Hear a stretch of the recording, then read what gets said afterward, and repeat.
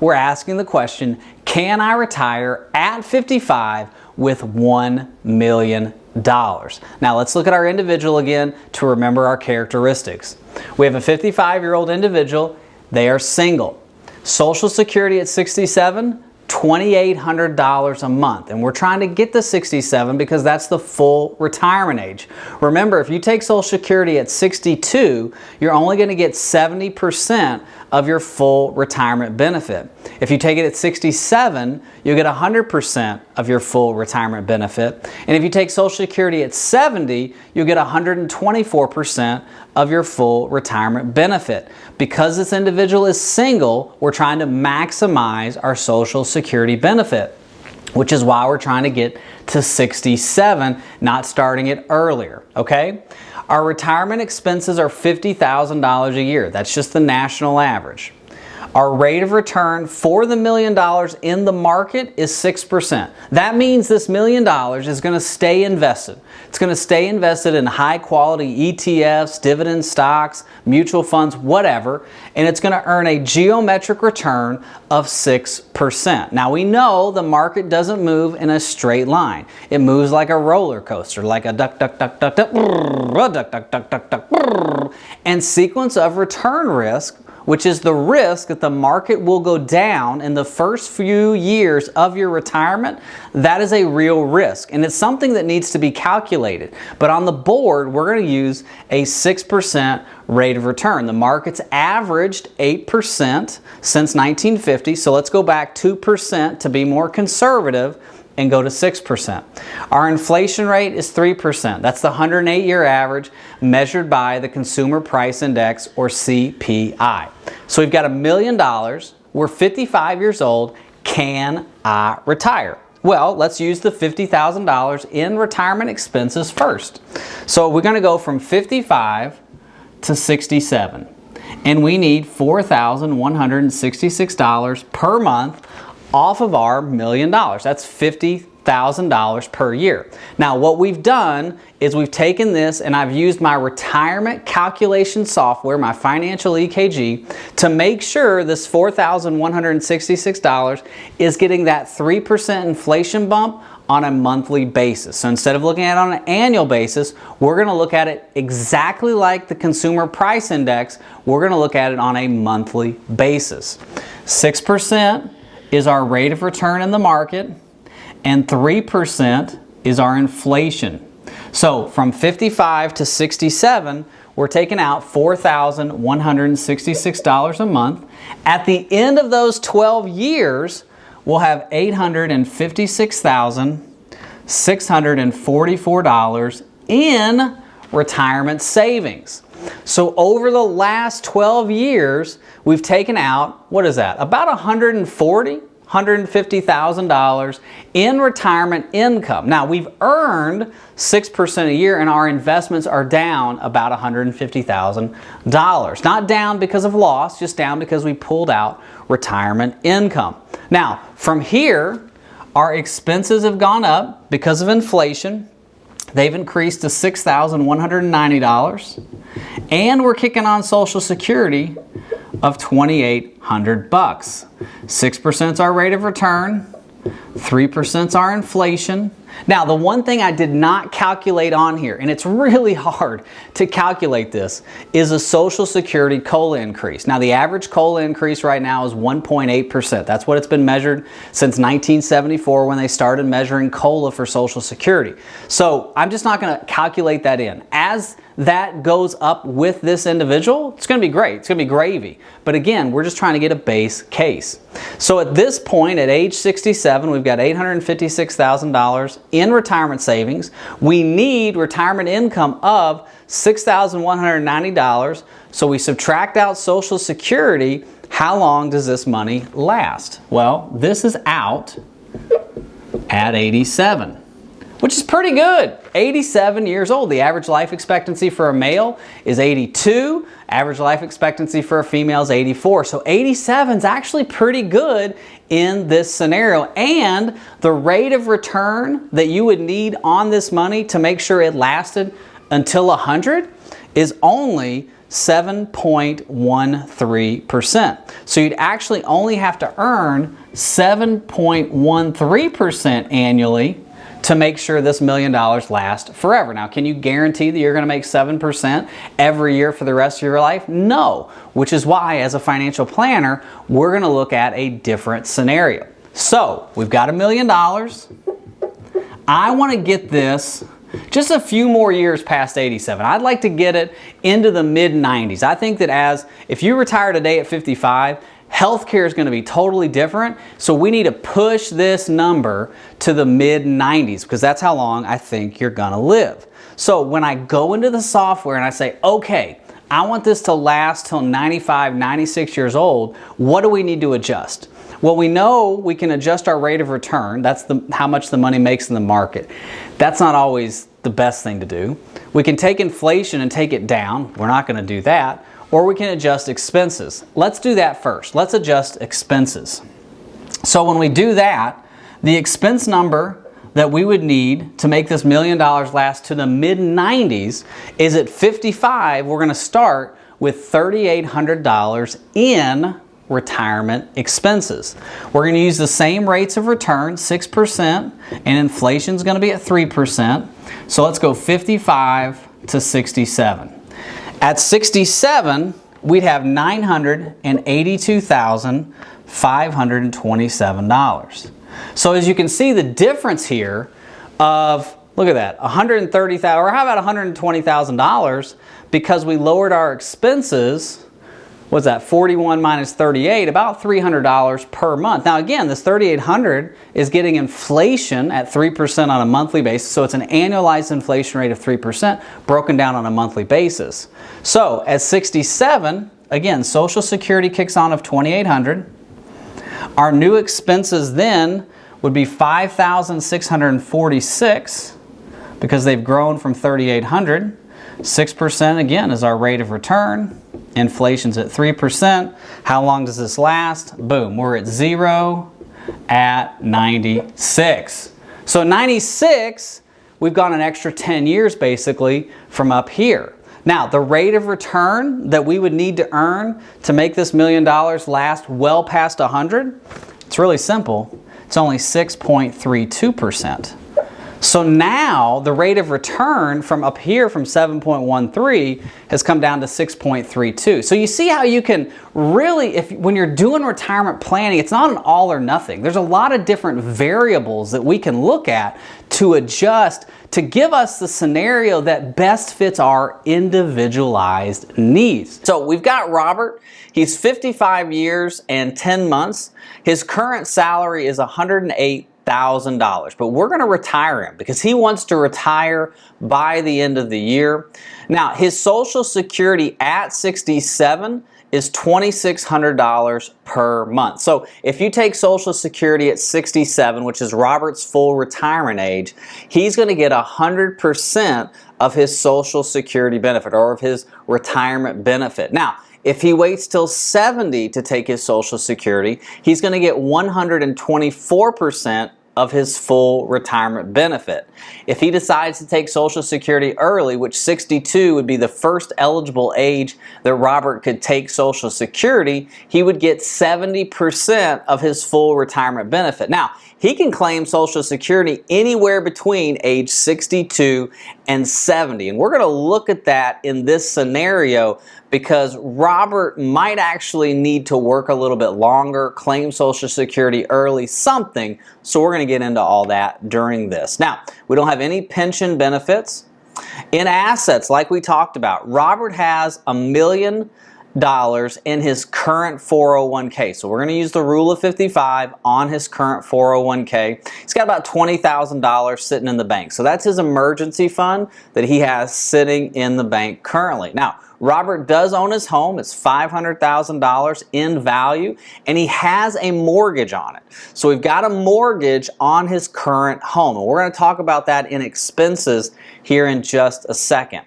So if you look at this, he's got $1,026,000 in liquid net worth, $1,006,000, which is in his 401k, which we're going to use for retirement income. Now, the first thing that I like to look at, especially when we're doing projections for retirement, is the risk allocation. So for Robert, we have to do a risk assessment, which the software allows us to ask these specific questions, and the software will tell us, hey, by the answers that you gave to those questions, this is how your assets should be growth versus conservative, or growth versus safe. So let's look at his risk assessment first. So the first question is, what dollar amount would you like to keep in liquid accounts such as checking, savings, or money market accounts? These funds can be protected in the plan for use in the future. So for Robert, we're just going to leave $20,000 liquid. That's what he wants. That's what he wants in the bank, just $20,000. How many years can you let your assets grow before having to take a withdrawal?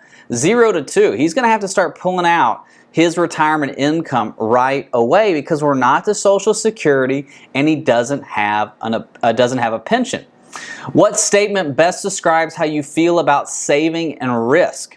So I do not want to see my principal amount decrease. I cannot afford a significant loss to principal.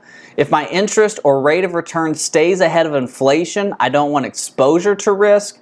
If I can make a moderate interest or rate of return on my investments, I can withstand some market fluctuations. So that's Robert's answer, because he really has to earn a higher rate of interest and we have to keep that money in the market. So it can't be uber safe because he's got to earn a rate of return. $1 million, we're going to get to his expenses, which are about $80,000. So 8% off, or $80,000 off $1 million is 8%. So we've got to earn some interest. Now, what would you consider a reasonable rate of interest rate for this, or rate of return on your money?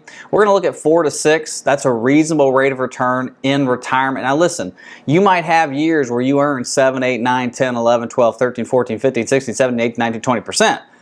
But when we're doing projections, we want to do 4, 5, and 6%. We don't want to overestimate. We also don't want to underestimate. The stock market has averaged 8% with inflation for about 50 years. So we're going to go 2% behind the overall market just to be a little bit more conservative, because we're using our assets for income. It's called risk capacity.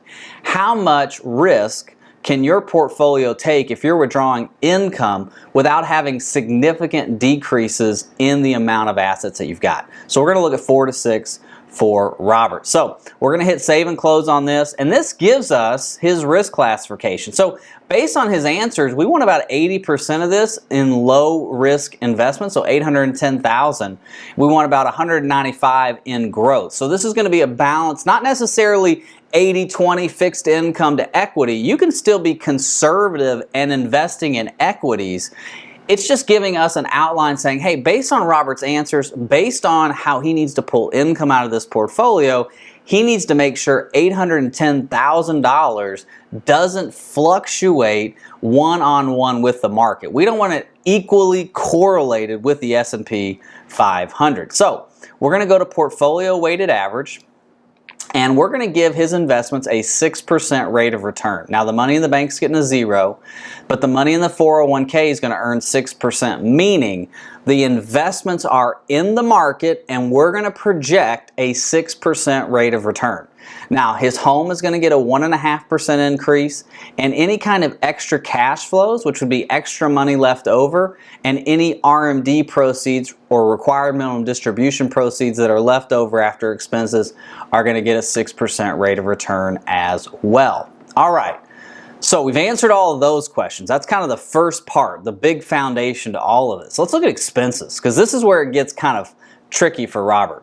So his current monthly expenses after tax, $3,833. So after tax, he needs $3,833 every month to go to the grocery store, to get gas, to go bowling, to do fun stuff. Okay, $3,833.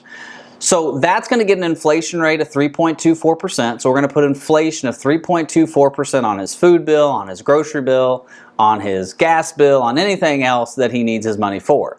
But Robert has some other expenses that are actually going to fall off at a certain time. So we don't want to add those to these expenses, because these expenses are in perpetuity, meaning they're going to go on forever. At 95, we're going to have some expenses. But his mortgage is going to end, right? His travel budget is going to end at some point. So we need to put some end dates on those. Now, that's where cash flows comes into play. So travel, he wants to travel starting in November of this year, and we're going to do this for 15 years. So November 2022 to November 2037, he wants $10,000 per year for that. So it's an annual outflow coming from his investments. He also has a mortgage, a $2,000 mortgage payment that's going to end in 2032. So we've got $24,000 per year fixed for the next 10 years. After that, that $2,000 falls off. So we don't have to keep calculating that into his expenses, because after the year 2032, it goes away. The same with travel.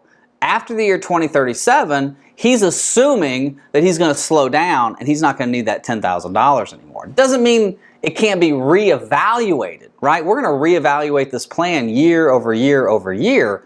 But what it means is, for the projections right now, we want to project out 15 years. Could be sooner, could be later. Obviously, health is a big deal with this. So let's look at retirement for a minute. So here's what we got. We've got $1,026,000 in spendable assets. We've got $500,000 in his house. So we have a net worth of $1.5 million. Robert's 55 years old. So here's that $10,000 coming out for travel. That's an annual expense. So you can see that coming out. Here's our expenses. They're going to go up every year. All right. Now, where is our mortgage? Where'd the mortgage go? Let's go back to cash flows for a minute. The mortgage is missing. Oh, I see. It's got to come out of here. So his mortgage is going to come out of his 401k because he doesn't have a salary anymore, and it's going to go to pay the mortgage. All right. So let's go back to retirement. I thought that looked a little bit better than I thought. Okay, so here's what we got. So based on can I retire at 55 with $1 million, Robert is out of money at 70 years old. So you can see this. Here's the mortgage, here's his cash flow for travel, and here's his expenses, okay? So you can see this $1,026,000 is just getting eaten away, eaten away, eaten away. Now he does kick on Social Security at 67. So Social Security is never going to go away. So that's a single form of income. It's got inflation. It's got a COLA protection on it, a cost of living adjustment. So it's going to increase with time. But basically doing what he wants to do, he's out of money at 70. Now he still has his house. It's paid off at this point. At 70, he's got $627,000 in equity on his home. So essentially he could do a reverse mortgage. He could sell the house, maybe move into another house or rent. There's a lot of possibilities. But what concerns me about this is 15 years into this projection, he's out of cash. And so we need to go back, and I need to go to Robert and say, okay, Robert, what do we need to adjust so that you can make this last longer? Do we want to adjust when we retire, or do we want to adjust expenses? So for him, his first response was, let's adjust the travel budget and let's cut it in half. So Robert's single, it's easily flexible for him. So we go back to cash flows. Here's our travel budget, and let's drop the travel budget to $5,000 and hit save and close. So now we're going to spend $5,000 every year on travel. Doesn't mean we're not going to have fun, but we're going to spend $5,000 a year on travel instead of $10,000. We go back to retirement, and it only gets them 3 years. Now we're at 73. So I go back to Robert and I say, okay, we changed the travel expense. We can't change your baseline expenses, that $3,833. That's your budget. You got to have those. And we can't change your mortgage unless you want to sell your house now and buy a smaller house. He doesn't want to do that. So now we got to go back to our date of retirement. And that's unfortunate. So now let's unretire Robert and let's have him retire. Let's do 57. So let's not do 50. This has got to go into 59. Let's go to 57. So now we're going to retire 2 years later than we wanted to. We go back to assets. Now he's got $1 million, and there's our monthly contribution. That came back in there. So that's the monthly contribution plus the company's 401k. So that's going back into the plan. Let's make sure everything else is good. save, go back to retirement, and that only got him another 3 years. Got him to 76. So again, we left travel at $5,000 per year. Let's adjust this though. I made that mistake because he's not going to travel till he's retired. So let's take that to 2024. Save that. Now let's see what it does. So we're going to 77. So we're moving in the right direction. Here's the thing I want you to look at. As we're going through a Your Financial EKG, as we're going through the software, we just want to be moving in the right direction. So 77 is still too early for me to say, yeah, you can retire at 57. Basically, you're out of money in 20 years. His rate of return needed to avoid this shortfall is 8.5%. That's way too high. You're not going to average 8.5% every year for the rest of your retirement. Remember, recession over a 30-year period, on average, a recession will happen about 6 times. So at least in a 30-year retirement, you're going to have 6 recessions. You're going to have 6 possible stock market crashes, which is called sequence of return risk, meaning you're in retirement, the market crashes, and you lose your retirement assets. So the asset that you're taking retirement income out of has gone down. So instead of taking 4% out of your assets for retirement income, now you're taking 8 and 9% because the market is crashing. So we need a plan for the sequence of return risk. So we look at Robert and I say, hey Robert, we got to work a little bit longer. So let's go to 2026. So let's say at 59 years old, you decide to retire. Everything else being equal, we go back to retirement. And we've got him to 84. We're moving closer, right? Mortality tables show that males are passing away somewhere between 82 and 84. Now, I'm not God, and I'm not Robert's body, and I don't know when he's going to die. But I'd like to continue to move this a little bit farther. So at 59, he could retire, and essentially, he would have a pretty safe retirement. But what happens if he gets to 84 and he's out of money? Well, at that point, because he does have this house, look at this. He'd have a $774,000 house. He's single, no kids. He could do a reverse mortgage. He could pull some equity out of that house. That would add some cash as long as he's going to stay in the house, or he could sell it. So I feel a lot better about him working to 59 and having some more options for his retirement. Let's go one more time. Let's take it up to 62. Let's go to 62, so that'd be 29, right? Yeah, let's go to 62. I don't want to change Social Security. And the reason I don't want to change Social Security is because Robert's single. And if you're a single individual out there, it is so important for you to understand the optimal age and the optimal strategy for you to take Social Security, because your retirement is on me, myself, and I. And so if Social Security is your only form of guaranteed income, the only form of increasing guaranteed income, it's really important we make the right decision when we claim. And so for Robert, I want to get it to as high as he can for his retirement income plan. So let's keep that at 67. Even if that means he has to work a little longer. We go to retirement now, boom, we're at 94 years old. So 94, I feel really, really comfortable about this plan. So for Robert, asking the question, can I retire at 55 with $1 million? No, you cannot. But you can retire at 62 with $1.2 million saved for retirement. So I hope this has helped you in your retirement scenarios. Thank you so much for watching. God bless. Bye-bye.